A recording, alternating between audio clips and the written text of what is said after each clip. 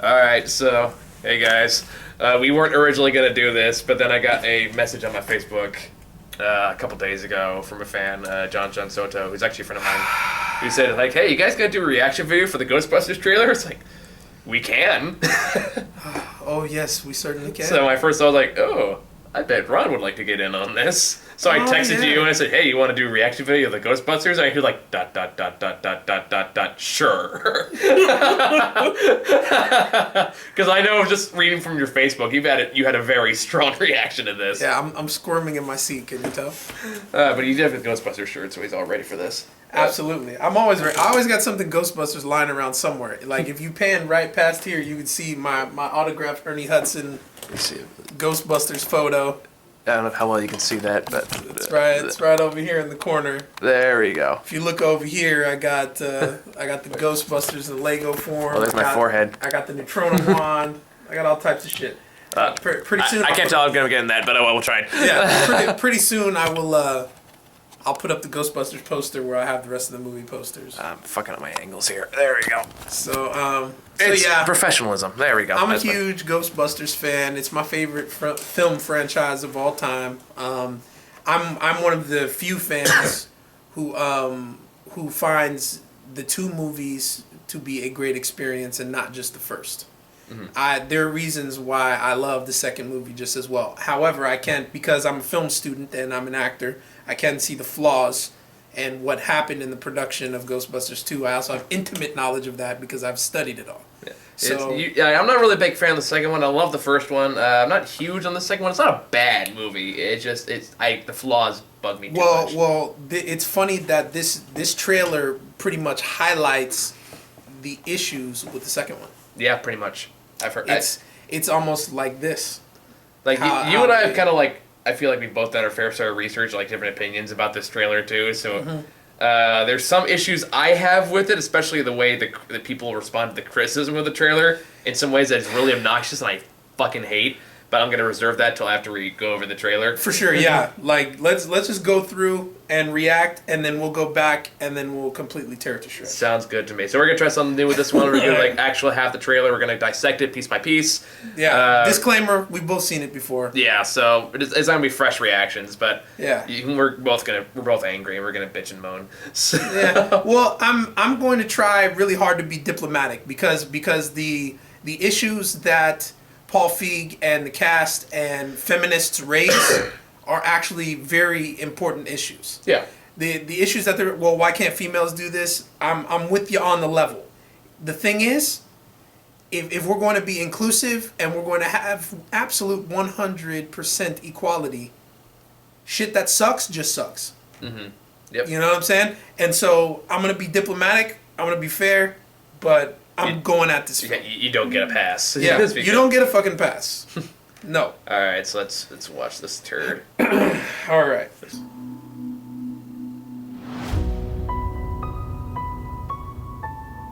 Years ago, it's 32 years ago. They weren't all scientists. And they don't use that building. Well, these women don't. It's like doesn't Bill Murray? What is that even? I don't know. It's like they're kind of like a Teenage Mutant Ninja Turtle thing. A new team will answer the call, but this is a reboot, so the other team didn't exist. It's okay. She seems peaceful. All right. My name is colors Erin here. Gilbert, Dr. Here's my problem. Like, the original Ghostbusters would never do a gag like it would have never. No, never. The promotional campaign for the original Ghostbusters was billboards with the freaking ghost symbol on it. Right. That was it. You know, this is too much too soon. You know. Yeah. And also, you know, they're giving it to us like it's a summer action movie, which Ghostbusters has never been. Nope. I'm joining the club. You guys are really smart. Leslie Jones is garbage to me. I mean, I don't know the person personally, but as an actress, as a comedian, I've never found her funny at all. I'm not familiar with her biography up to this point. Well, she's the only black female cast member in SNL, and she was literally an affirmative action hire from Lorne Michaels, because everybody made a stink about how there was like no black people on SNL, so immediately they found a comedian, right?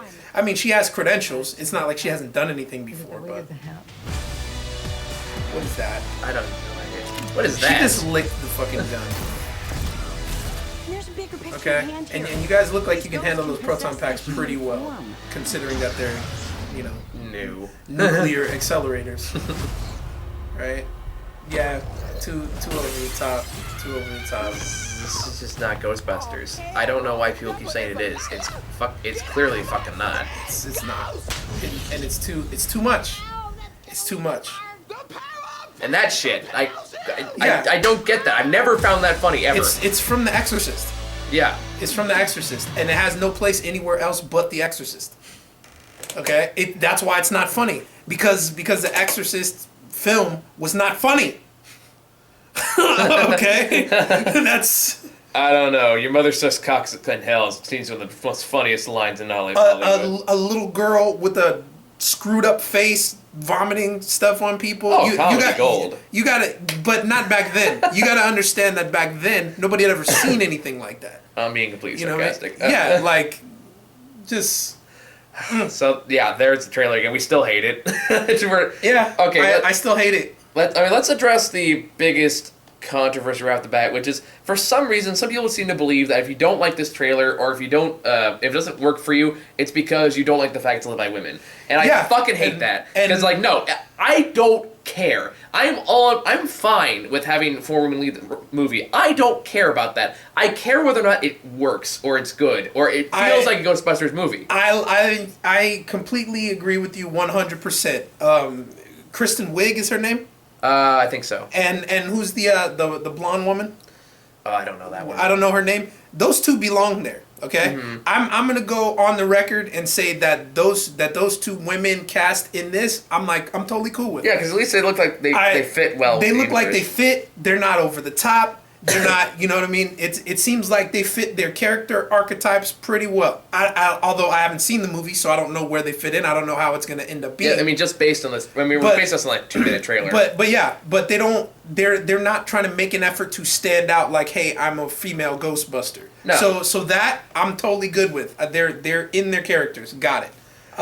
The other two, too much. Well, it's like Melissa McCarthy. Is one of those actresses, I know she can do well when she's given the right role, when she's actually given room to do her thing, but she's stuck in this role of doing McCarthyisms, and it's just a recursive cycle where it's just over the top, or just awkward jokes, and just like none of them really are that funny.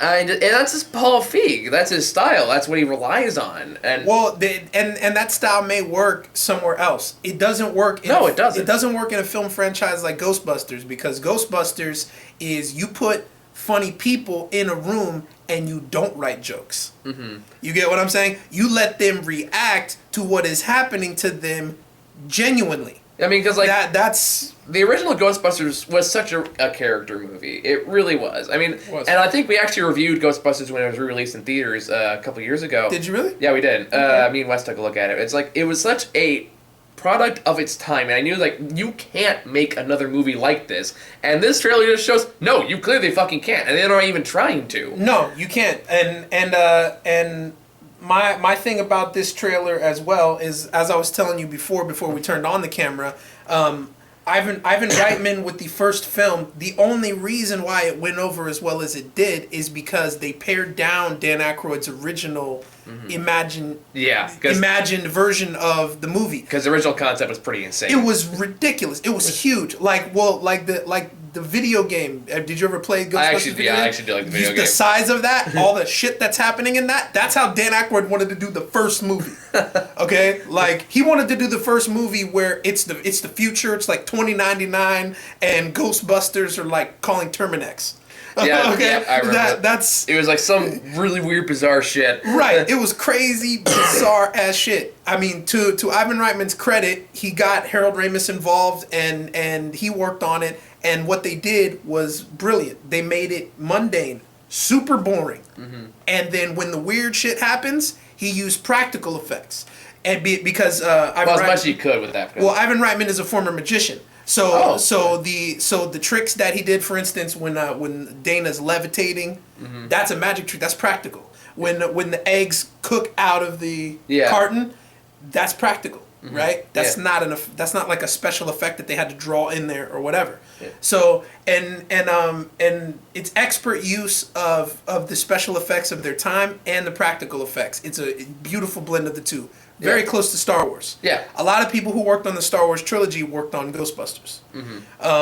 Let's rewind back here to go. Okay. Let's start with this. Let's give this a shot. Let's rewind back to the librarian, because I think it's a perfect encapsulation of them trying to use practical effects, but at the same time, it's also finding the trap that Jurassic World did, in that they say it's like, oh, let's spruce it up with CGI, but they spruce it up way too much. Right. And it's like, that's what killed Jurassic World, is the fact that, there was practical effects in there, but you couldn't tell because there's so much goddamn CGI all over the fucking place. Exactly. So let's start from the beginning, okay? Now Sony Pictures, they're notorious for doing dumb shit like this, okay? Let's start from the beginning, okay? The sweeping shot of New York City. Yep, 30 years ago. Why are they doing that? They're doing it because if you read The Hollywood Reporter, if you read all of the news reports, 90% of this film was shot in Boston, right? Yeah. They knew right off the bat that Ghostbusters fans would find that appalling because New York is the unspoken character of the Ghostbusters films. It doesn't work in any other town, in any other place. Not to diss Boston, but New York's got this special flavor about it that is the perfect backdrop for this abnormal thing that's going on, right? And so they knew right off the bat, okay, all they're doing is just checking off boxes, right? It's what did they call it? It's a quality control meeting where you gather up people and you say, okay, what do we need? Shots of New York, check. We have to reference the other film, check. 30 years ago, okay? Pretty sure Ghostbusters got released in 1984. So that make it 32, 33 years? About that. Almost. Yeah. So they don't even, it's a movie about scientists, and they don't even want to be, like, scientifically or numerically correct. I mean, granted, it's kind of a nitpick, because 32 doesn't sound quite as nice as 30. Hey, but you put it there for the fans. You put it there to remind us. Yeah. So if you're going to remind us, why not be accurate? I guess, yeah. Because it's just there's something so clean about simple divisible by 10 numbers. Well, I get that. I get that. And I mean, of course it's a nitpick, but I'm a fan of Ghostbusters. I mean, nitpick the shit out of it. Yeah, like I said, like, you expect me to not nitpick it? You saying you made it for me? No, I see what you're saying. Like, this is another case of just trying to bring back franchises. You should just leave well enough alone. Exactly. It deserves a legitimate sequel, or leave it alone and put it down. The video game for consoles was a legitimate sequel. Yeah. Everybody back as many as they could, progressing the story forward. That is considered by most fans to be the third movie. Yeah. And from what I understand, they took parts of the script from the third movie that they were supposed to make but never did. Yeah, that's what I understand. So technically, Ghostbusters, we got 3 films, okay? If you're gonna do another one, it needs to be a sequel, or you need to leave it alone. If you want to pass it off to women, pass it off.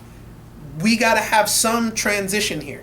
It can't just be, 30 years later we're starting over like it never fucking happened. And the big problem, too, is the fact that we have so many of these different franchises that are trying to reboot or revive, and almost none of them ever work. The only one I can think of in the past decade is, like, the 21 Jump Street movies. That's because they completely changed genres. They changed everything about it, and it worked because it made its own thing. But here we had the Dumb and Dumber. We've had Zoolander a few weeks ago. We had God knows what other comedy. Anchorman 2. He's in there one I can think of too.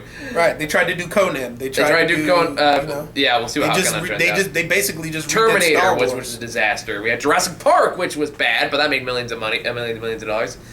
Just like, I have yet to see a reboot aside from like the 21 Jump Street series I actually genuinely liked. Well, yeah, 21 Jump Street, the comedy films actually did better than the TV show did. Yeah, because it was actually like it had good people behind it. Right. But that's something I have no confidence. Although it did launch the career of Johnny Depp, a couple of other people. That's true. He was one of the lead characters. I did love his guest appearance in 21 Jump Street. I thought that was did great. he? Was he actually? I never watched him. It's actually great because it turns out these two gangsters that they're trying to sneak into are actually played by Johnny Depp and like the other guy who was in 21 Jump Street. Oh, okay. And there's a part where they realize this and it's like, oh, you guys are Jump Street? Oh, it's funny. We used to be Jump Street. Right before someone shoots him. That's funny. That's funny. You should watch 21 Jump Street. It's actually pretty funny. Maybe I should go back and look at it. Okay. Anyway, that's a whole nother topic. Okay. So yeah, 30 years ago, technically not correct. And you guys are the people who put it out. Fact check. Like 32 years ago. So. And then we got the other incorrect fact here. Right. Oh yeah, 30 years ago. Yeah, let's talk about that one now. So take this. So sweeping shots of New York because you 4 scientists. They weren't all scientists. 4 scientists saved New York. Okay. So the original film goes out of its way to let you know that there are 2 scientists. One of them is also an engineer. And the other one is a parapsychologist. Okay? That's not a scientist. Now, if you ask Bill Murray, I'm sure he'd probably disagree. That's not a scientist. I mean, he does say, back off, man, I'm a scientist. But you are a poor that scientist, Dr. Venkman. Yeah, but that was a quip. You understand? Yeah, and notice how in that movie the dude says, you are a poor scientist, Dr. Venkman. He does this rant and he just goes, I see. Okay. If you were really a doctor of science, would you argue your point? Yeah. Right? Okay. So you don't see anybody coming up to Egon and saying you're a poor scientist. He'd be like, the hell I am. Right? I would have been happier if this said Bill Murray and his bitches save New York. Yeah. Okay. So there's that, right? And then and this right here, this brings up a sore spot because Ernie Hudson was supposed to be the everyman of the Ghostbusters franchise. But the way they did him in Ghostbusters 1, not only was he not a scientist, he was just an accessory after the fact. In the original script, in the original film, he is in there from the beginning. The way they edited the film to make it look like he was some random Joe Schmo that came off the street and just applied to join Ghostbusters. In reality, Ernie Hudson's character, Winston Zedmore, was supposed to be a munitions and explosive expert from Vietnam. He's supposed to be a Marine. He's supposed to be an engineer. And he's supposed to be working on his doctorate, which he eventually gets in the video game. They call him Dr. Zedmore, right? Mm-hmm. So he's finally actually an Egyptologist, right? Archaeologist kind of a dude. So this right here just brings up another sore spot about the franchise. This is the stuff that, as a fan, I'd rather forget. I'd rather forget how uninclusive the 80s used to be. Yeah. I'd rather forget that. But don't worry, there's more stuff that they slap you in the face with about Ghostbusters. See, what sucks about this trailer, what sucks about this movie is that they kept all the wrong things about Ghostbusters. Yeah. They didn't think okay, well, it's a reboot and it's all women, so maybe we should fix the equality issue amongst race. Maybe we should have them all on equal footing so, black people and young black girls can have something to look up to other than some chick who works in the goddamn subway. Okay, so it begins. You're only 19 seconds in. Seriously. Okay, Hook and Ladder 8. You know damn well this ain't gonna have nothing to do with the story. You are showing this to pander to people like me. Get it straight. I see through your bullshit, Sony Pictures. This summer release, because Ghostbusters was released in the summer, so they're trying to replicate what they did, right? And I swear I thought I've seen the same shot in Teenage Mutant Ninja Turtles. Seriously. but okay, so here's the thing. If this is a reboot, why is that there? Why is it here? It doesn't exist yet. Or does it? Is this a sequel? Is this a reboot? Okay. What is this? The company can't decide. The director and the people involved with the actual production are saying it's a complete reboot. It's a reimagining of the franchise so that the other 2 films stay intact. The film company, Sony Pictures Consumer Products, says it's a sequel. Okay? So which is it? The Hollywood Reporter says that Bill Murray, Ernie Hudson, Sigourney Weaver are all coming back, but they're playing characters that have nothing to do with what they did before. Mm-hmm. So which is it? I would like to know. All of the signals, this is all misleading. All of the signals point to this is a sequel, right? Yeah. But nowhere in the trailer do I see anybody that has to do with the original. I think what was one thing I saw about that where someone was really confused what the Incredible Hulk was back when that was coming out, and the Hulk just goes, first rule about reboot, don't talk about reboot. Just be super, super vague about it and hope everyone goes along with it. Was that a Fight Club reference? It was a Fight Club reference. Because it was Ed Norton playing the Hulk? Now that I think about it, that does have layers to that particular joke. Right? It's like, first rule about reboot. Don't talk about reboot. Right. Second rule about reboot. Don't talk about reboot. Right. It seems like the rule in Hollywood right now. Just go along with it. Don't really talk about it. Just... I don't know. This looks and feels like a goddamn mess. But this right here, like that's what I'm saying. Like, also I take exception to their use of the logo, right? Because if it's a reboot, maybe you should try to do something different with it. Because the guy who created this logo is dead. Okay. You know what I'm saying? Can't we just leave well enough alone? Nope. You know, like I guess not. But the guy who created this logo is dead. He's not seeing nothing off of this. Okay, so I again, as a fan, I take issue with that. To me, it's one of the most brilliant marketing logos I've ever seen. Okay, it's precise, it's to the point, and it looks good. It's like burned in your mind. I think a couple of years ago, I read like the two most recognizable symbols in America are the Coca-Cola symbol and the No Ghost logo from Ghostbusters.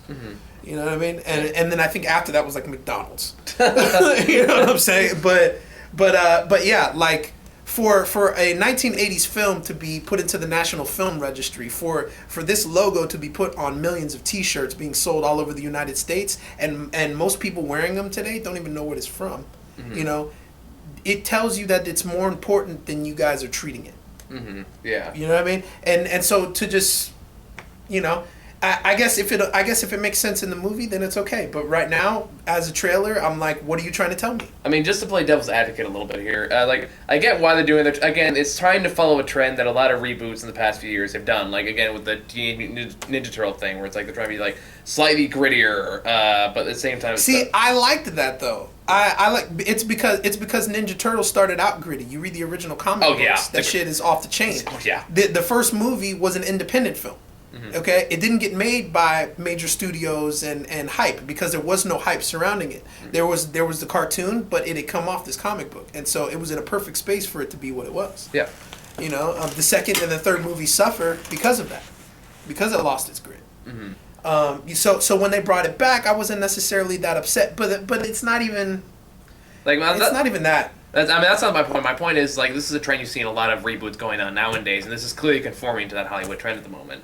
That's what it feels like to me. That's what it feels like to me. It's like, it looks like the people that wrote this film did not even look at the original shit, but it's like maybe they watched the trailer for the movie. They watched the whole movie. Yeah, like a few people have actually asked me about my thoughts in this trailer, like in person, and one person's like, "But they're like paying homage to the original Ghostbusters." Like, okay, there is a difference between paying homage and making a sequel to something. That's what I mean. If it's an homage, retell the story the right way. Yeah, like, you know, like you can throw a bunch of references into something, but that doesn't make it an homage. It doesn't make it a proper sequel. It just means it's a movie that has a bunch of these fucking references in there. Right. And it's like that doesn't make it a proper sequel. It has to have the feel. It has to be able to draw people back in the first one to begin with.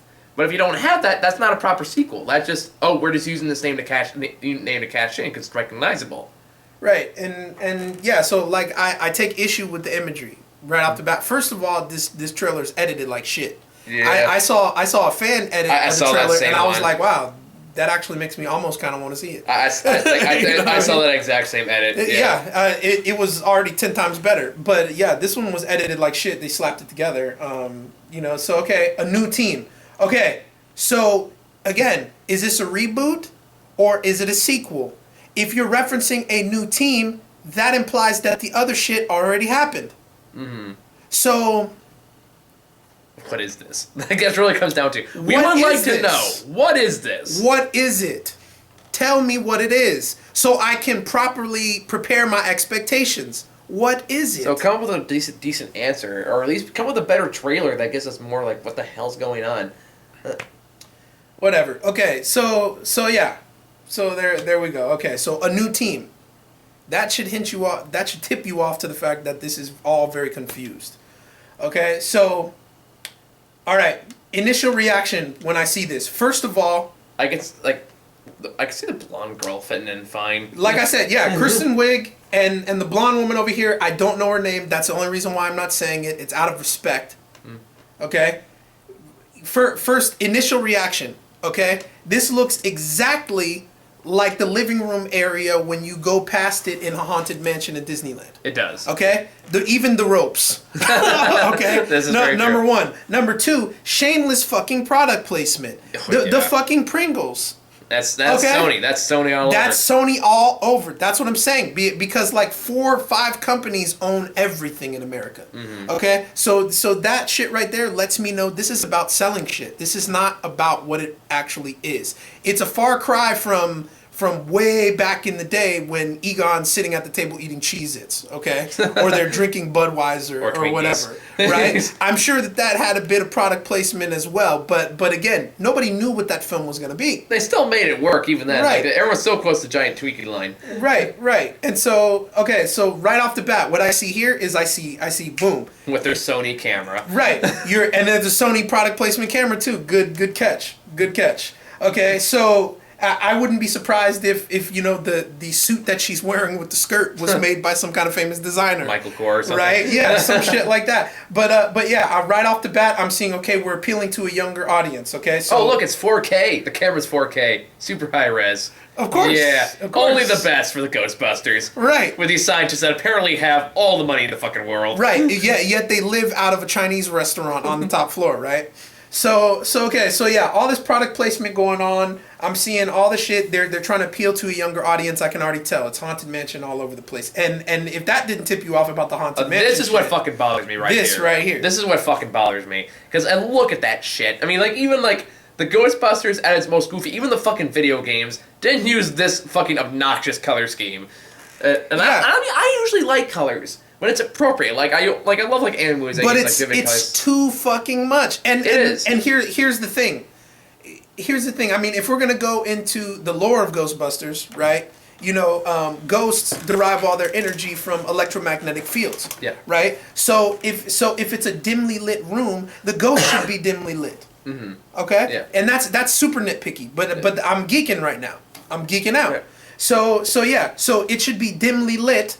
And I'll give you an example. The scene they're stealing this from is the library scene Yeah, from Ghostbusters. obviously, yeah. The librarian was super dull until she opened up and she was the big skeletal figure. Then it got bright. Yeah. You see what I'm saying? Yeah. The exertion of energy from the ghost should make a difference. Mm-hmm. It shouldn't just be, oh, I'm this huge manifestation of fucking light everywhere. Mm-hmm. You know, all over the. Also, it draws too much attention to the fact that it's a ghost. Yeah. If you were to zoom in from the librarian ghost from the film, yeah, she looks like a little bit of off shade of purple, but that's largely has to do with her dress. So she kind of looks like a real human. Mm-hmm. You know what I mean? Like that's and to me, that's what it should be. It should be steeped in the mundane with these heightened points of irregularity. Yeah. I mean, like, this is kind of going back to what I was talking about with the Jurassic World comparison, because, like, I've looked this up. I know that's a real person that's supposed to be hanging right there, but you can't fucking tell because there's so much goddamn CGI. Right, and I see the dress, so I know that it's supposed to be a manifestation. But again, that's the Haunted Mansion shit. It That's is like I half expect Eddie Murphy to pop up at any moment. Well, funny story about that. Eddie Murphy was supposed to be in the original Ghostbusters. You know what I'm saying? But they handed him the script and like verbatim, he said, "Man, I ain't fucking with no ghosts." Okay. But I mean, look at like, this shit. Look how much this is so unnecessary. Like with the neon lights, a fucking rib cage in there, and like Well, see, and they're pushing the tech, which is cool tech for post production. Like the actress, what I understand about this, what they said was that they have real actresses. They weren't CG. Which real would be cool. Again, that's in a full LED light suit, and they added the clothing and stuff later, so the face is actually a human face. Yeah, that's yeah, I know. I heard that too, and I would like that. But again, they disguise it with so much CGI, you can't tell that they went through that effort. Right. All you can see is just a CGI creation, which is basically what it's become. Right, and also what's so funny about this is that they shot the scene before they added the effects. So the line, "Oh, she looks peaceful." There's nothing about that looks peaceful. No, not At fucking all. There's nothing about this shot that looks peaceful. No, about not this at all. ghost. Okay, so again, things that don't match up, right?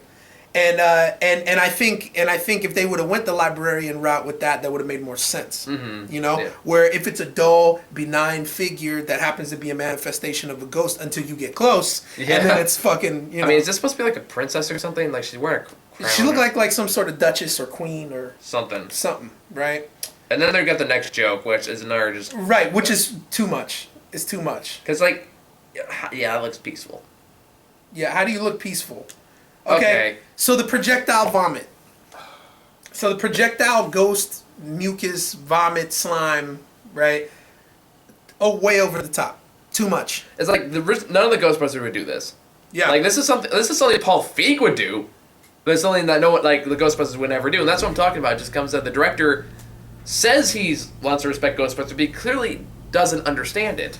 I know, and that's why I said I gotta be diplomatic, okay? Maybe you got in over your head. Maybe you thought what you were doing was just based off the imagery that you saw from the shots of Ghostbusters. Maybe you looked at the original films and thought maybe you need to step it up a notch. But what's going on here is this is a clear lack of understanding about what makes those films so great. Every time we see slime or somebody gets slimed, it is a result of what happened before. We never actually see it happen. Yeah. Okay? And that's what I'm saying. The first time they encountered the slime, it's translucent. It happened because there was a paranormal event. It's the aftermath of what's going on. The slime and the way a ghost interacts with you on that level is a MacGuffin. You know what a MacGuffin is, right? Yeah. It's the thing you never see, but it pushes the story forward. It's the invisible stuff. It's what you don't see that makes it more interesting. Yeah. So Slimer's coming towards Venkman. He's screaming, two shot, scream. You go down the hallway, it's already over with. Yeah. That's what made it funny. Okay? Well, that and Bill Murray. Well, yeah, Bill Murray is hilarious, but he wasn't trying to be. He's a dude who's encountered a ghost. He's reacting to what, you know what I'm saying? That's what I mean. It's not supposed to be a joke. To him. You get what I'm saying? Oh, like didn't they deliberately piss him off so that those scenes would be funnier? Well, no. What happened is or like they made his pack heavier than everyone else's. They tried a bunch of different consistencies of slime because some of the shit that they used the slime for he was allergic to. So they had to keep changing. He was very prima donna about that. You know what I'm saying? I heard that one of the, I think it was the director said that they just thought Bill Murray was funnier when he was annoyed, so they deliberately made his proton pack heavier than everyone else's. That's funny. That's funny. so he'd get more irritated as the shot went on. But anyway, back to this. But yeah, like and that's the part that's missing from, or what I perceive to be missing from this film based on what I see from the trailer, is that these characters are supposed to be in the world. They're not supposed to be outside of the world. Wink, wink. There's a ghost here. Yeah. You get what I'm saying? It's supposed to be like, okay, this is a normal day until this happens. You know, that's what is missing for me. So yeah, this whole projectile vomit thing. This is not Ghostbusters. No. This is like Scary Movie. Yeah. You know what I mean? This is better like production quality than Scary Movie, but yeah. But I mean, this is like a scene out of Scary Movie where they'd be trying to mash up Exorcist and Ghostbusters together. You know what I mean? Over the top. I mean, like, again, this know? is just Paul Feig. That's his whole comedic style. And that's why I was, like, really concerned as soon as I heard that he was directing this. I was like, oh, God. Because, like, a lot of the humor, the outright jokes that are in original Ghostbusters are very subtle. Like, even, like, the one penis joke is in the movie about the epididymis, and you have to look up what that is to actually get that fucking joke. Because it's not a joke. Yeah. Do you understand? Egon thinks he's being clever. As the character. It's not a fucking joke. It's not supposed to be, oh, I think they're more interested in my dick than the camera. Right? No, it's Egon. That's what I'm saying. Egon thinks that's funny. Yeah. You know what I'm saying? Egon thinks it's clever. That's why, and it went way over. That's what I'm saying. Those characters are very distinct, and what drove them was also very distinct. Here, what I'm seeing is everybody's wearing their emotions on their sleeve. Everybody is setting up for the next joke. You know what I mean? It's like, I mean, again, it comes back to Paul Feig, because I saw Spy. Spy wasn't a terrible movie. It wasn't great either, but it was like, it's kind of in the middle. But I'm not familiar with any of his films. I think he did Bridesmaids, he did Spy. I've watched like half of Bridesmaids. Yeah, it's not my style of comedy. But either way, it's just his style. Like, he's part of the newer brand of comedy that I'm not a big fan of, where it's kind of like, hey, you know, like some things are like other things. That's the style of comedy, and like, God knows, Spy had enough like I think it was reference to like a limp dick unicorn at one point or something like that. That's his style of comedy. It's very over the top, and it's like as soon as I heard that director decision's like. He's not going to be able to pull it off because he doesn't know how to tone it down. And I'm not saying he's going outright to make a bad movie or anything like that. I don't genuinely believe that's what he's trying to do. I believe Sony doesn't care. Right, obviously not. They just look at, okay, list of successful movies, success. Because like I can't understand their intentions of going into a movie. Maybe they just legitimately think he's updating the franchise to modern day generalizations. Power Rangers are here. I'm sorry. For those of you that don't know, I'm the alternate Black Ranger. I'm like third string. so when Zach or whatever his fucking name is, Adam, and when they can't answer the call, they always call me. I get called last. So, yeah, that's good. This video takes priority, so they'll have to deal with. They're gonna have to wait. Zordon, I love you, bruh, but peace. Anywho, what was I talking? Oh yeah, that's Paul Feig. Like it's like the same thing with Melissa McCarthy. That's her whole shtick, is just being over the top and all over the fucking place. Okay, so now let's pretend they're trying to be faithful to the franchise with this. Mm-hmm. Okay, let's pretend. Let's throw all my bias out of the window. Okay, projectile vomiting, slime. Okay, slime. I remember slime. Mm-hmm. Right, slime happened in the other movie. Yeah. Right, but here's the thing. Later on in the trailer, they make a big deal out of the fact that these kind of ghosts can possess people. Mm-hmm. So, why would the ghost just stand there and vomit on you? Wouldn't they take it further than that? I mean, you're intruding upon its domain, right? Mm-hmm. So why can't it go telekinetic? Why can't it throw books at you? Why can't it fly in your face and inhabit your whole body? Why can't it? Why would it just stand there? And why would it just slime one of them? I don't know. It's a good question. You know what I'm saying? Well, maybe just like special kinds of ghosts could do special kinds of things. I don't know.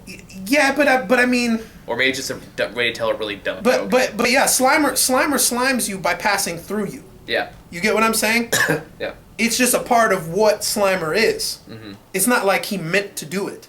Yeah. Fair you get what I'm saying? When you see Slimer, the first time you see Slimer, Slimer's trying to eat. Yeah, that's true. And he can't fucking do it. Okay? You get what I'm saying? Yeah. That sets them apart from the ghosts in this film, because those ghosts in Ghostbusters, they were going about what they perceived to be their lives. Mm-hmm. Not all of them knew they were dead. Mm-hmm. You know what I'm saying? Yeah. Slimer's supposed to be the living manifestation of John Belushi, because John Belushi was supposed to be in the Ghostbuster films, but he died. He's Dan Aykroyd's best friend. Okay. You know what I'm saying? He was supposed to be Venkman. Okay. Right? So Slimer was like in memoriam to John Belushi. It was supposed to be John Belushi's character from Animal House. Oh. All that shit, right? So Slimer had a purpose. The slime is a byproduct of the effect of Slimer. It's not something he did on purpose. Mm. It's not like he just wadded up a thing of his hand and just threw it at you. Yeah. You know what I'm saying? So right there, right there, I'm like, okay, so I threw my bias out the window. This doesn't make sense. Mm-mm. It doesn't make sense for the franchise. It doesn't make sense for the rules of the franchise. If you're trying to pay an homage to the franchise, this never happened. I mean, the only time this happened was when they actually had slime guns and they were shooting the slime at people. Yeah, I mean, like, let's just go back to how this is just not Ghostbusters. Like, even fast forward like a couple more seconds forward. Okay, yeah, just tell me when to stop. Just like after we got this unnecessary bullshit, this joke, like in every crack again. It's like that's a Paul Feig thing. That's not a Ghostbusters thing. That's something I would see in Spy. That's a joke I would see in Bridesmaids. That's a joke I would see there. But I would never see anything that was so overtly about ass cracks and whatever other kind of crap you're talking about. Like I would never see that. But again, and so we're supposed to be going for the equality thing here. We're supposed to be going for the fact that females can play strong characters in any kind of film they're set up in, right? So then why do we go back to the pee and poo jokes for the females? Because it's Paul Feig. That's his thing. But why are we talking about feminine ass cracks and shit like that? If you can make dick jokes in Ghostbusters, I feel like that's only fair. To be fair on that. The first dick joke was in Ghostbusters 2. Epididymis? Yeah. That was the first one, wasn't it? No, it's the second one. No, that was the first one, because that's when they were in the library. No, it wasn't in there. The library. It's when they're in the bookstore. Oh. And Bill Murray goes, "Hey, Egon, how's school? I bet those chicks dig the big cranium." You're right. And he goes, "I think they're more interested in my epididymis." You're right. You're right. Okay, hey, I know the shit cold. Okay. Well, there is the. I know the shit cold. There is the ghost giving Ray a blowjob joke in the first one. Yes. That's an Ivan Reitman thing. That's true. Okay, and I hate that shit that Ivan Reitman does. I'm serious. The fucking titty here, the fucking woman here, naked, all this shit, right? I can't stand that shit when Ivan Reitman does it. So again, you're supposed to improve. But again, we're going back to this middle school, high school bullshit. Yeah. And it's just like, again, that it's immature humor where Ghostbusters humor was notoriously not immature. And like well, at least I said, not to this extent. But the humor came from their reaction to the situation. They weren't trying to. Man, the make Power Rangers really joke. want your help, man. I know Angel Grove must be up Schitt's Creek right now. But yeah, like in my opinion, the way I saw the movies was that it was just happening. Mm-hmm. And it's three guys who know each other well, and then it's four guys who know each other well, mm-hmm. and it's just like, oh well, that just happened. Oh, this is how I feel about it. Oh yeah, I'm not feeling too good about it. You know what I'm saying? Yeah. Like for instance, well, we'll get to that later. I'll save that for later. But yeah, like this, it's too overt. Yeah. It's too overt. And it's too scripted. Like a lot of stuff. Like a lot of stuff just felt like natural wit between just guys. You know? Exactly, and it's because of their background. A film like Ghostbusters worked because you got guys from Second City, you got guys from Saturday Night Live. Mm. Half of Bill Murray's lines were off the cuff; they weren't even in the script. Yeah, they just let him go. And like even like some of the other lines halfway, it just feels like people talking to each other that happen to be in the city situation. Like even like the. Ray, when someone asks you for your god, you say yes! Right. I can imagine myself saying that to somebody, like, you fucking asshole! Right. You screwed us all over. And again, it's funny to us, but that's not a fucking joke. No. Winston is mad at Ray because they just got fucking electrocuted. You know what I'm saying? Yeah. It's not a joke. It wasn't written as a joke. It was written as Ernie, yell at him. You get what I'm saying? Yeah. You're angry. You're an underpaid employee. You know what I'm saying? That's why it's funny. It made me laugh because it didn't make him laugh. Yeah. Okay. Well, like a lot of comedies derive from pain, but a lot of people don't know how that necessarily works. And I think Paul Feig is one of those directors who hasn't quite figured that out. Right. So okay. So we'll move. But again, Kristen Wiig, I don't have a problem with her. No, in this neither movie. do I. I don't have an issue with her. I think she fits right in. I think had they made this film 10 years earlier. And the Ghostbusters were involved, she would have fit right in. I'd have been bing, boom, I buy it. Mm-hmm. You know what I'm saying? I totally buy it. All right, so let's go. Like even go back for like the engineer girl, not Melissa McCarthy. Yeah, I don't know her name. We should probably find it. Yeah, but either way, just like that actress, I can like she's trying to make her own character out of this, something that still fits in the world, but isn't clearly trying to mimic any other characters, and I can respect that. Right, she's not mimicking Egon at all because Egon was what you call a soulless scientist. Yeah, he didn't believe in magic. He believed everything could be explained by science. But she seems to be a little more loose, a little more happy-go-lucky. You know what I mean? She is creating her own general character. It's in the vein of Egon, but not quite. Yeah. And that's why I respect it. Yeah, because again, like it's taking a character that's been established before, and she's trying to do something new with it. She's not just relying on shtick. She's making a character. Right. And that's what Ghostbusters is all about. Yes, absolutely. But McCarthy. All I see is... I see Melissa McCarthy. But not only that, I see something even more insulting. I see wannabe Dan Aykroyd. That's what it's... Okay, her Kate McKinnon, that's her name. Kate McKinnon. Okay, we will never forget that name again because you are a good actress. Yes. Kate McKinnon. Never again. Okay, so Melissa McCarthy, here's what I see. I see her studying Dan Aykroyd's character. I see her just playing a female version of Ray. You know, her exuberance, the way that she talks to everybody. Oh, well, we're good at this and we can do this. That's Dan Aykroyd Ray thing. Like, I don't even see that. I just see Melissa McCarthy because this is the same shit she's done in every movie I've seen. Well, yeah, I'm unfamiliar with her, so... I'm unfortunately way too familiar with her. She's, like, I want to have faith in her, but everything I've seen her in has just been shit. To me, I think Paul Feig was just like, okay, you're the Dan Aykroyd character. Because she's been like in every other movie he's done. Like she was also in The Heat and Bridesmaids and spy and all that stuff. So I was like, it's kind of like how Tarantino will bring back actors he's familiar with, except he knows how to use them. Yeah, seriously. But I'm not sure Feig does. So again, McCarthy completely out of place, too over the top. Even if she's trying here, her reputation precedes her. I can't believe it because of what you're telling me. Yeah, like even like You you get can go what I'm like saying? a couple scenes further when she's like touching the. Oh, keep going back. I think a little further. Oh, yeah. So here, no, I want to mention this. Okay. So you got all this quantum physics and upgraded science shit, and then you're using a reel to reel. But I do want to point something else while we're looking at this scene. I mean, like, look at Kristen Wiig and Kate McKinnon. I already forgot her name. Kate McKinnon over there. It's like you can tell like their personality is so defined just by how they look alone, and like you can see that working in a good Ghostbusters movie. You really can. Like, I do. It's not necessarily wearing the emotions on their sleeve. It's wearing the personality in a way like it can be convey it without having to be directly said. And that's what I'm saying. They would fit in an Ivan Reitman version of this movie. Mm-hmm. You know, Again, if you look at Melissa McCarthy though, she just looks like a school teacher. she's over emotive. Mm-hmm. She's over emotive, and nothing about what she's doing there explains anything to me. And that's what a trailer's supposed to be about. And what she's doing is just so contradictory with... They don't have to do anything. Like, again, just the way they look and the way they're acting conveys a character alone. She's trying way too hard in comparison. I agree. Okay, so again, with this one, huh? So we're ripping off the subway from Ghostbusters 2. That's right. I forgot Okay. we were in subway. I thought it was a sewer. No, direct ripoff. They go from the sewer into the old into the old train station. That's right. Yeah, it's been a long time since I've seen Rip off. Rip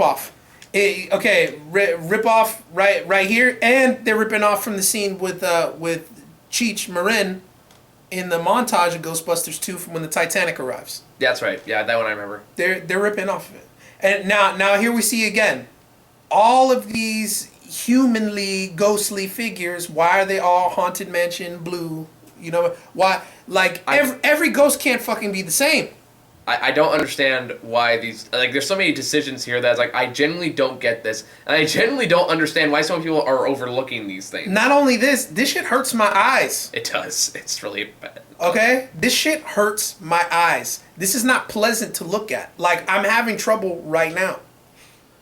You know what I'm saying? There's just so many baffling decisions here. And I guess, like... Can you imagine watching that shit in 3D? Oh God. I hope I don't have to. But yeah, this shit hurts my eyes, man. It's not a pleasant shot. And I question why you would make all of them the same color. You know, Well, they're not all necessarily the same colors. There's a shot later on that shows them in different colors. But humans are not, no two humans are alike. Number one, they all got different personalities. They all got different emotions. They all got different ways they display that. Therefore, that should be represented here, right? Mm-hmm. Why would you all be? Oh, they're just ghosts. Make them fuck it. You know what I'm saying? It's like 11th hour. It's like, oh well, they're all ghosts. Fuck it. Make them all the same color. You know what I'm saying? In production time. This is Haunted Mansion shit. It is. Okay. All I need is Liv Tyler and a. Even Haunted Mansion had different multicolored ghosts. That's just true. You know, shit. Okay, so Right, so the obligatory Michael Bay shot, but I was thinking more Cloverfield, to be honest. yeah. Okay. So, Again, same kind of thing. Look at what Kate McKinnon's doing right there. Like, I'm way more saying what the hell she's doing than the other two. Yeah. Because she's having a good time. She does, and okay, and if you're trying to be different, you're succeeding. Yeah. Okay. That's bottom. Okay, so why would we regress with the proton pack? Mm-hmm. You know what I'm saying? Pay an homage. Yeah, but why would we regress? the proton pack looked way more put together. That comes back to whether or not this is a reboot or a sequel. Because if this is a sequel, that's what I'm saying. It would make no sense why it would look this shitty. But if it was a reboot, it would make more sense. And that's what I mean. What is this? Mm-hmm. Okay? If you're building it from scratch like it's never been done before, then I get it. Yeah. But if it's a fucking sequel, what is this? Mm-hmm. Okay? Yeah. And if there are existing blueprints for this shit, why does it look so DIY? Mm-hmm. Yeah. You know what I'm saying? Like, maybe there's copyright infringement. I don't see how Sony owns it all. Okay. But like the original Ghostbusters in this universe, copyright their patented their design. Well, fuck. I mean, if they exist, I would like that. You know, that would be funny actually. That would actually be a if good joke. they try to start Ghostbusters and then you know, Annie Potts shows up and is like, you've been served. You know what I mean? Yes, that shit that'd be would be great. hilarious, right? Just walking up to Channing Tatum going, right. Ghostbusters, what do you want? Right. You know, you'd be like, you've been served. This name is copyrighted under New York, state of New York, blah, blah, blah, blah, blah. Right? That'd be funny. That'd be super funny. And then they have to go, like, pay for the rights to use the name or something. That'd be a great way to get Bill Murray back in there. See, that's what I think. I don't understand why he's so fundamentally opposed Dude, they to might be doing in another trouble. one. Hey, bro, there was 2 before me. All right? Okay? Plus, I grew up in the 90s, right? So I got the Mastodon coin. I don't got the upgraded shit. Oh, okay. Okay? I got the old school shit, right? So, you know, the Power Axe might not cut it today. You never know. But This is where I was really sad I never watched Power Rangers as a kid. dude, we need to make a video series where we sit down and watch One day. Add Seriously. it to my list. I know. Bro. I'm so fucking busy right now. Me too. I can't do it right now either. But yeah. So again, it just brings us to this question. Okay, if it's a reboot and you're creating this stuff from scratch, okay, I get it. If it's a rehash or if it's a sequel, then what the fuck? Let's move on. Really not at all. Okay, so we got that. Okay, so again, I actually have no complaints with her. I don't either. I don't have any complaints with her. Kate McKinnon. Yes. Kate McKinnon. All right, but yeah. I feel like this is the first shot we haven't torn to shreds. This makes this watchable for me. Mm-hmm. I'm not gonna pay her to go see this. He is, That's right, I do. but I am gonna see it, and this will make it watchable. All right. And again, the tech shit, it looks cool. I was gonna say that might actually be okay. But I question. But you see these lights? This is okay. So I'm gonna say this right now. I'm gonna go on the record. Paul Feig is the Joel Schumacher of Ghostbusters. Oh boy. I was looking at my phone. You see about this. You see this green Batman Forever shit right here. I will admit, Batman Forever is kind of a guilty pleasure for Okay, me. I like the movie too, but again, that's when it began. When we saw Batman Forever, we were like, okay, fine. But then the next one, Me. woo! That's still a guilty pleasure for me, man. Right? Cool off, good boy. You're fucking joking, right? As bad as you bash movies, you like Batman and Robin? Not because it's good. Same reason I defend the Ghost Rider series. I'll never say it's a good movie, but god damn it, I think it's hilarious. Okay, so yeah, this Batman Forever, you know, green light shit, you know, that's one step over the line. I know where this kind of shit goes. All right? I know where it goes. We've seen these before. You know there was almost a Schumacher sequel where Nicolas Cage was going to play the Scarecrow? That might have actually worked. I know, I was like, damn it, I kind of sad we didn't go see that. You get to see that. That might have actually worked. All right, so, okay, the trap looks cool. Cool tech. You know, Kate McKinnon. Math! You know, Kate McKinnon, she differs herself, or she differentiates herself from Egon pretty well. I hope so, because like, from Red Star, she looks very Egon-esque. So, I mean, Well, yeah. I haven't seen enough to say one way or another. Well, I know right off the her mannerisms and the way she portrays her character, it's nowhere near Egon Spengler. Okay. It's nowhere near. Egon is like straight. That's true. He doesn't laugh at anything. You know what I mean? Even if he tries to tell a joke, he doesn't laugh at it. You know what I'm saying? Everything you tell him, he has some sort of scientific response. That's right? true. Yeah. And Annie Potts is trying to date him. And, you know, and oh yeah, you're so smart. I bet you read a lot. Print is dead. Okay. What do you do in your spare time? I collect spores, molds, and fungus. And just like, walks away. It's like, you know? You're such a caring man. I think he's possessed. Right. He's like, you know, and he's like, you're so nice to take care of that man. I don't think he's human. You know what I'm saying? Like that's Egon. Egon is what you call a soulless scientist. I will admit the one joke that made me laugh in Ghostbusters 2 was like, didn't you ever have fun when you were a kid? I had a slinky once. I straightened it. Right. And that right there, that's Egon. I can already tell she's no Egon. Mm-hmm. You know what I'm saying? So that's a good thing. All right. And what? A little quirkier. So is she a professor? Is she a teacher? I'm gonna guess. I'm guessing like professor. This looks like college, university place something. Yeah, but she looks kind of out of time too. Like the Like she came out of the, what do you want to say? like the 80s. Yeah. Maybe You know? she's a time traveler. Wouldn't that be a twist? Alternate universe. So fuck with that shit. Then I know for sure Dan Aykroyd wrote it. All right. Maybe it's secretly like a sequel to Ghostbusters 3. That would explain a lot, actually. Right. All right. So there we go. Okay. Okay, so, this shit. This is what I'm talking about. This is purely Melissa McCarthy at her form. Yeah, but it's also a pure rip off of the first movie. Is it? Which part? The helmet. I was thinking more of just the "oh, that's hot" joke. That shit's through their head. No. Rick Moranis wore that thing around That's his right, fucking head yeah. when they're scanning him. You know. Yeah. Right off. So again, you're gonna bite the technology and Which aluminum do they use in this fucking scene? Dear God. So it just makes me ask again, what is this movie? Okay? If I knew, then maybe I wouldn't be so quick to point it out. All right? Okay. All right. This, Do now you want this to talk chick, about her now? Okay. I'm gonna let you go on this one. Leslie Jones.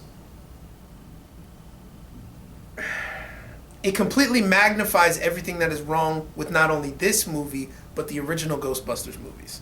Okay? So again, we have this late addition, this tack on black character, right? Which I will be the first to admit, in the 80s, it was super important for us as a community, for the black community to be included in this type of thing. Literally, in science fiction, it was Ernie Hudson playing Winston, and it was fucking Billy D. Williams as Lando, and that's it. Billy D. Williams. Okay, literally. So if you were a science fiction guy, if you were into that, these are like your two major representations of black people in the genre. They're both excellent, right? So I will never begrudge them for adding Ernie Hudson into the cast. And it just so happens that the way he played the limited time he had in the film was fucking dope. Oh yeah, he made Right? he made the most of that. It was brilliant. But I will never forget or forgive what Ernie Hudson said in previous interviews about how they did his character. They refused to put him on the poster. They refused to release any promotional material, even saying that he was a major character in the film, and they cut him out of the whole first half of the movie. And to me, I cannot abide by that. No, it's yeah. You know what I'm saying? And to me, that doesn't sound like a director decision. That doesn't sound like a writer decision. That sounds to me like a producer decision. Okay? And the only people to blame in that regard are Columbia, TriStar Pictures, which eventually became Sony Consumer Products. All right? So, fuck you guys. You did it again. You thought nobody would notice, but we got you. Okay? And not only did you do it again, you put the archetype in this film that does not need to be there. Not only did you put the tag on token black character, you made her the archetype of the black buffoon. Okay? So again, this lets me know that the people who wrote this script paid no fucking attention to what happened in the first two movies, and they didn't try to remedy it, and they made it worse. Okay? I follow. Your thoughts? I mean, like, I agree. I mean, like, you obviously know more about that stuff than I do. But, like, I agree. Like, this is an outdated character, and it's like, it's a sketch I don't even find funny. It would be one thing if it was at least entertaining, but it's not. It's just ridiculous. It's yelly bullshit. There's no actual wit in play here.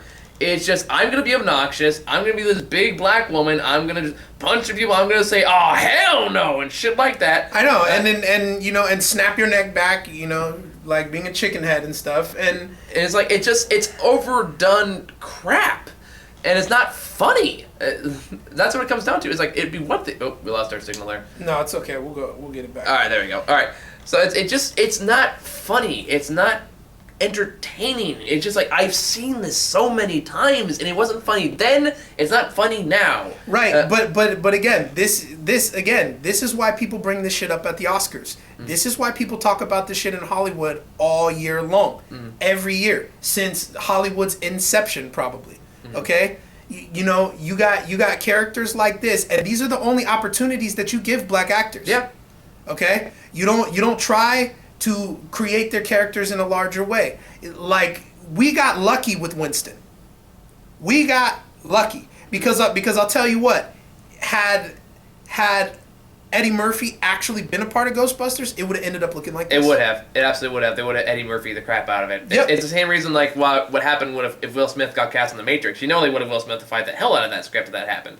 Or he would have got some fucking acting classes and he'd be a better actor. That too, yeah. All right. But back in that time, honestly, they probably would have Will Smith to fight it because they did that with Wild Wild West anyway.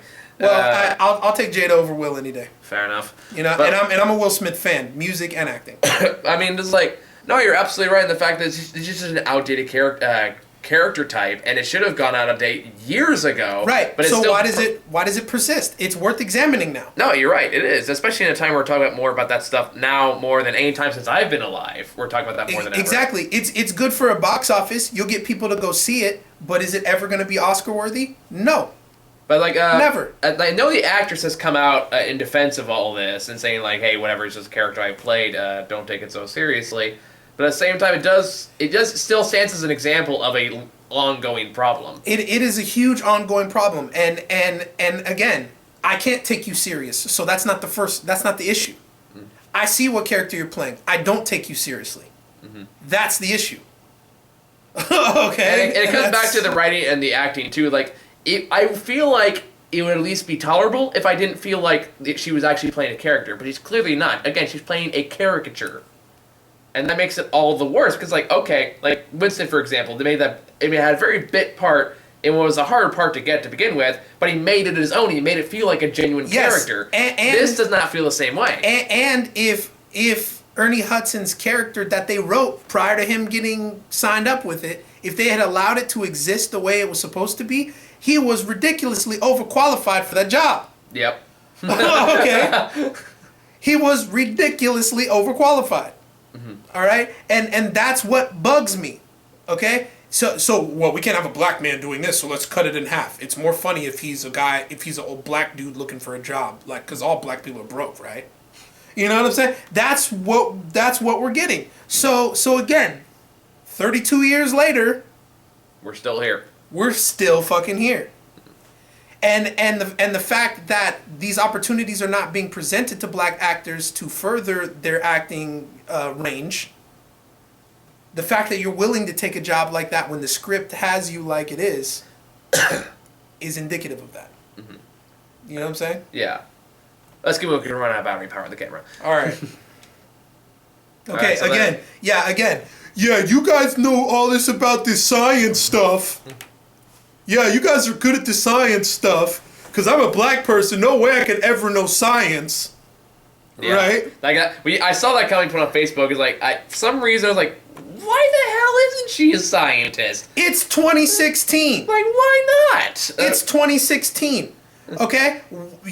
I know plenty of intelligent, big black women who have senses of humor like her, but they're teachers, doctors, chefs, you know what I mean? Scientists. I mean, like, you know? I mean, even if, like, if you're one of those people that just believe that there's no bias in Hollywood, even though there clearly is, like, especially all the Star Wars shit and all that crap, but anyway, just gonna, like, if you, like, oh, it's no big deal, she's playing every man, it's like, it's kind of hard not to notice that the one person that's the everyman happens to be the black person.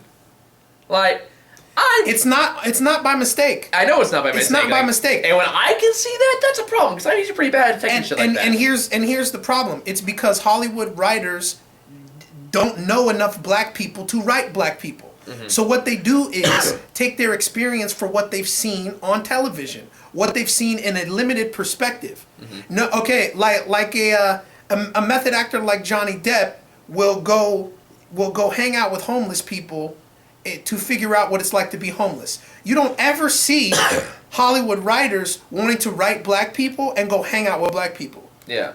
do you get what I'm saying? Yeah, I do. It's sad, but true. All right? It's not like you don't have the money, motherfuckers. Okay? Seriously. You want to know what black people talk like? You want to know what black people act like? Why don't you go fucking ask them? You think it'd be that simple? Moving on. Yada yada. Okay, Yada. yeah, and we borrow the car, right? So the car again. We're pulling. You guys accuse black people of pulling the race car. You guys are pulling the race car. Okay, the black chick borrows the car from her uncle. Oh, it just so happens it's a fucking Cadillac Hearse. Okay, long hallowed tradition between black Americans and Cadillac cars. Really? Okay. Don't act like you didn't know that when you wrote this shit. Don't act like it was a coincidence or it's a way to work in the ecto. You're drawing similarities to not only old school New York, but again the modern status symbols that black people buy. Okay. Cadillacs were passed as modern status symbols from one ethnic group to the next. Okay? Black people were the last to get it. Okay. I see. I was not aware of that. That one's actually new to me. That's it. It is a thing. It is a thing. I believe you. Okay. It is a thing. So anyway.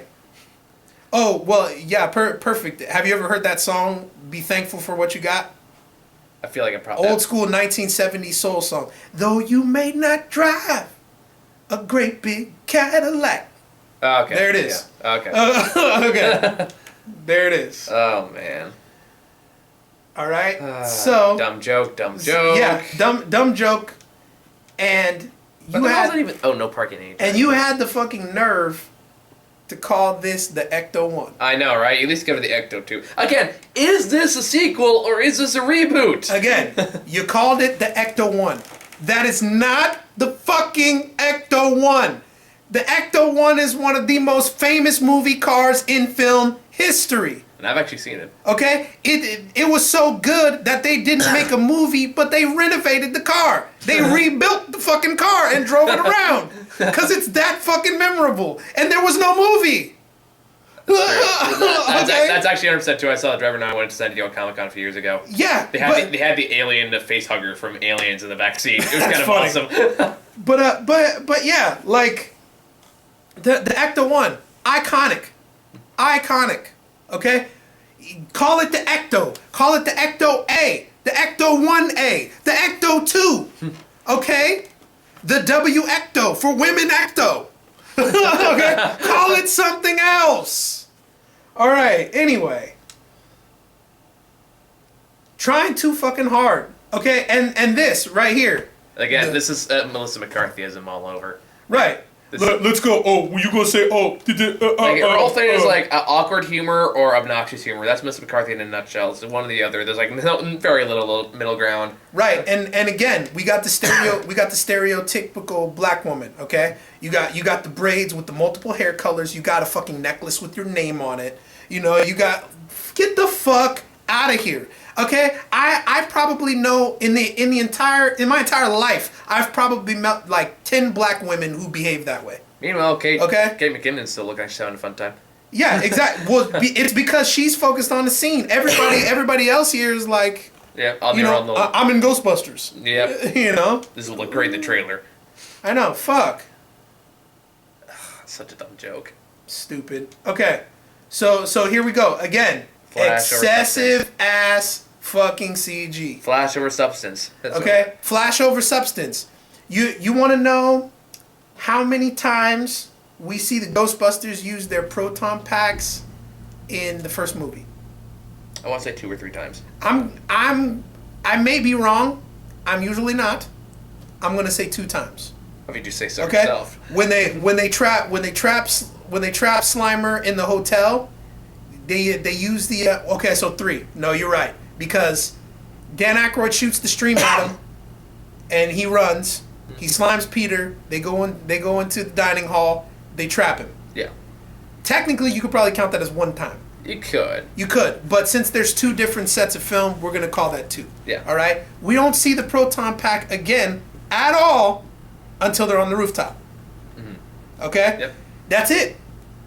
Yep, I know. That's it. I agree. But the effect is so fucking iconic because when it happens, it's pretty cool. it's fucking huge. Yeah. Right? Not only that, all of this shit is untested. They don't know if it's gonna work. Okay? The first time they use it, they don't handle it like they've been handling it all their lives. No. You get what I'm saying? Yeah. It's a nuclear accelerator. From what Dan Aykroyd said, it's like holding a 500-ton water hose or something, right? Yeah. And what would be like if you just let the water out.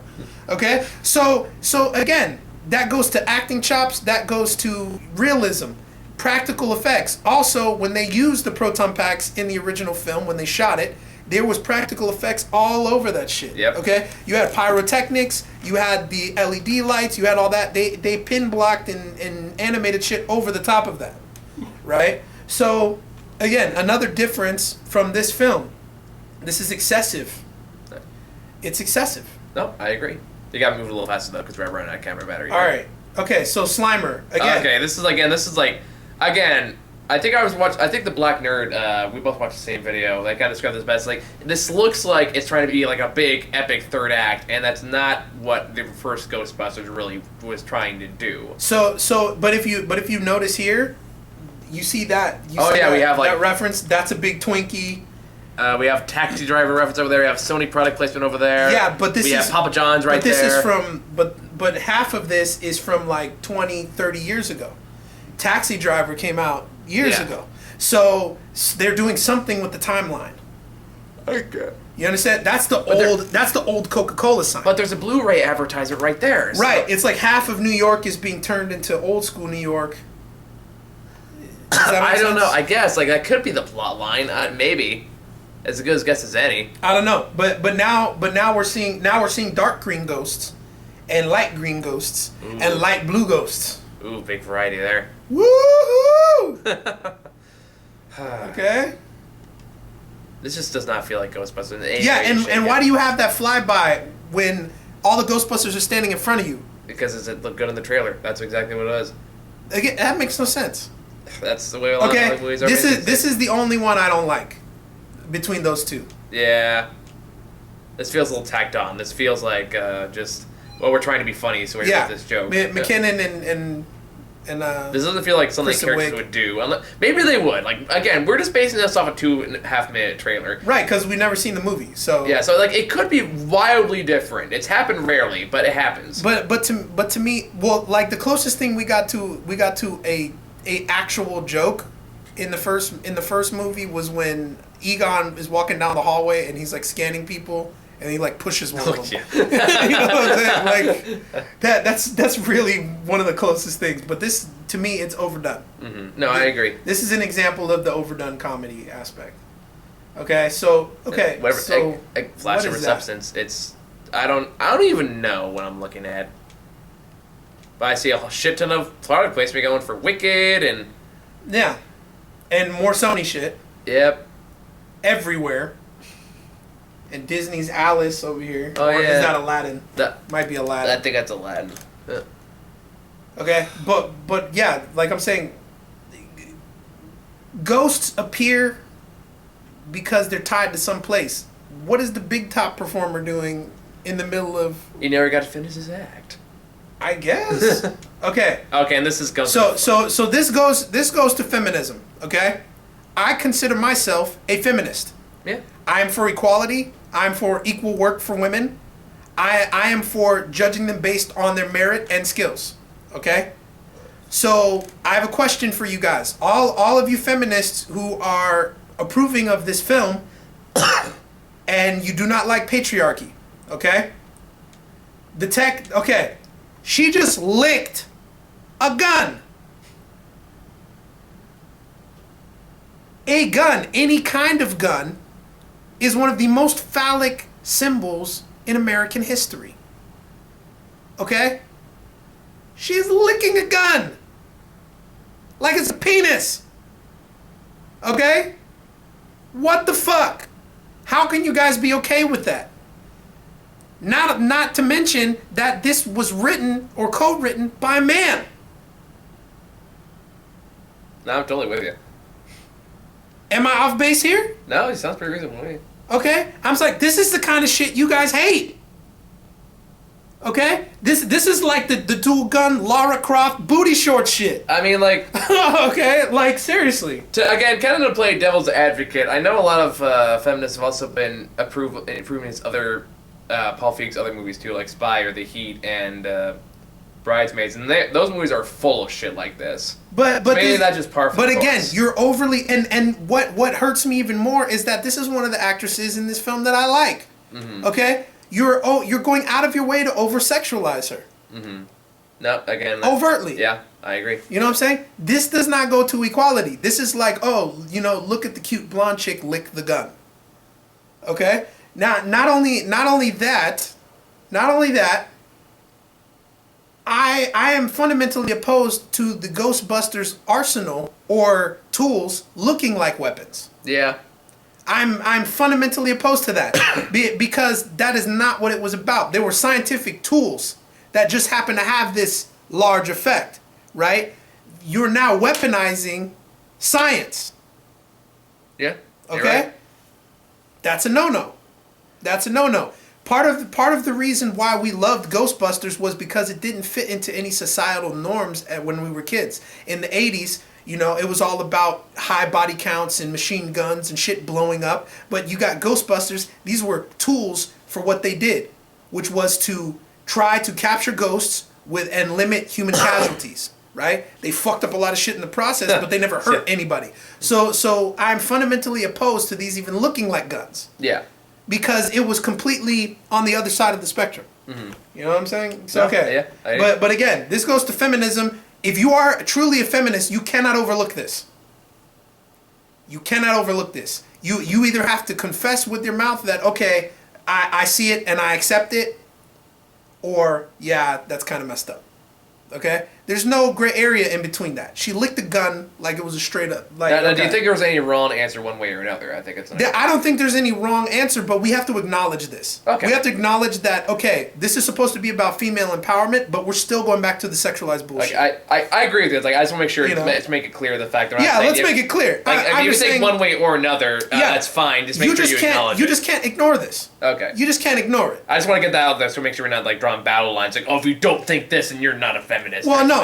I said if you are a true feminist, you take everything into account. Gotcha. Right? That is the mark of a good feminist. Okay? and some of my best friends I have these debates with all the time. Okay? And I like having these debates. I like learning more as a man what I can do to progress that. Okay? So right off the bat, what my wife would tell me about this, what most of my friends would tell me about this is that this is an issue. All right, I think we're almost out of time here because. All right, so yeah, and this is super weaponized. Okay, it's super weaponized, and also again too much CG, and McCarthy, you're not selling it. These proton packs are unstable. Mm-hmm. So why does it look like it's so easy to use? All right, we gotta wrap this up because we're like just out of battery power here. All right, so, and then then we get to the possession part. You talk about the possession part. Okay, so again, this comes down to the fact that we're just trying to just borrow elements for other movies, and I'll try to say this as fast as I can before we run out of power. Basically, we're just trying to just throw everything we can at this thing. We're just if it just has ghosts, that doesn't make it a Ghostbusters movie. Ghostbusters movie had a very distinct feel, a different style, and yes, Ghostbusters 2 had possession in it. But it wasn't as overt, and it wasn't as obnoxious. Well, yeah, 1 and 2. Yeah, both of them had possession in there, but they weren't as obnoxious and overt, and clearly ripping off The Exorcist. Why do we need The Exorcist there? No, we don't. We just do because it's easy material for jokes. Well, yeah. Also, when a ghost is inside of you, by the way, it's still your body. So if it broke your neck when the ghost left, you'd be dead. Yeah, and then so. Yeah. So just to go over this really quickly, I think the last thing we really have to talk about here is then we got the black buffoonery. This is our last thing I have to talk about here, which just goes into Tyler Perry's Ghostbusters over pretty here. much, yeah.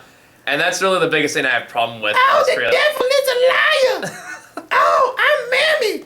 Oh, I'm a powerful black woman screaming at the top of my lungs! Again, jokes you just never see in the original Ghostbusters movie. This just does not feel like Ghostbusters in any sense or form, in any way that I can see, and much we've talked about for however long this video has been going on for. I think the last thing I have to say before we cut out here is that the fact that, I mean, granted, this is only 2.5 minute trailer. The action could be very different from this, but nothing I've seen here gives me any hope this is going to be in any way faithful to the actual Ghostbusters movies. I agree. All right.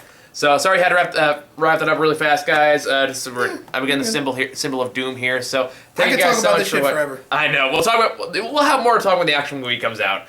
So thank you guys so much for watching, and hope you all enjoyed this very thorough analysis of the Ghostbusters trailer. All right, see you guys later.